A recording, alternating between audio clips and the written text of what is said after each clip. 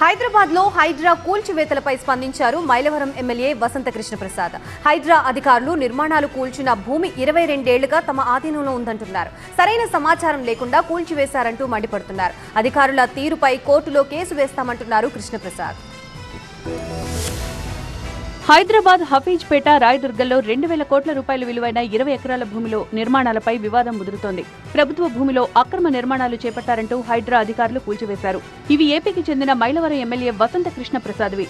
హైడ్రా చర్యలపై స్పందించిన వసంత కృష్ణ ప్రసాద్ సరైన సమాచారం లేకుండా అధికారులు కూల్చివేతలకు దిగారని ఆరోపించారు.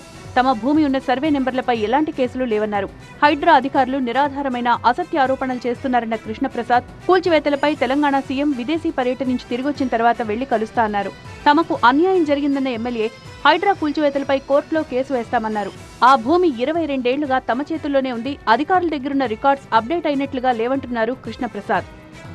ఏదో మరి ఏ ఉద్దేశాలతో కూలగొట్టారో తెలియదు. మా నుంచి వివరణ అడగకుండా 22 సంవత్సరాల నుంచి మా పొజిషన్లో ఉన్న ఆస్తి ప్రభుత్వానికి అన్ని అనుమతులు తీసుకొని మేము చేసుకుంటున్న వాటి మీద ఈ రకమైన దౌర్జన్యపూరితంగా రావటం దురదృష్టకరం. ఖచ్చితంగా నేను కోర్టుకు వెళ్తా ఉన్నాను, రేపు కోర్టులో ఫైల్ చేస్తా ఉన్నాం.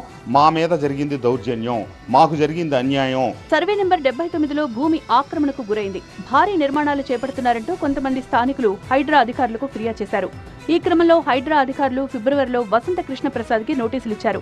ఈ నోటీసులపై వివరణ ఇచ్చేందుకు కమిషనర్ రంగనాథ్ని కలిశానని అంటున్నారు కృష్ణప్రసాద్.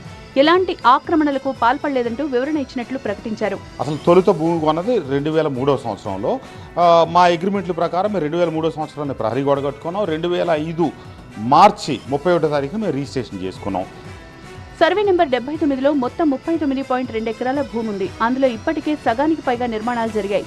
వసంత హోమ్స్ సంస్థ ప్రభుత్వ వ్యవస్థలు తప్పుదోవ పట్టించి ఆ సర్వే నెంబర్ 79/1గా సృష్టించి అక్రమ నిర్మాణాలు చేపట్టింది అన్నది హైడ్రా అధికారుల వివరణ. హైడ్రాకు ఫిర్యాదు అందడంతో నిర్మాణాలను తొలగించి ప్రభుత్వ భూమిగా పేర్కొంటూ బోర్డులు ఏర్పాటు చేసింది. అయితే హైడ్రా చర్యలను వసంత కృష్ణ ప్రసాద్ తప్పుపడుతున్నారు.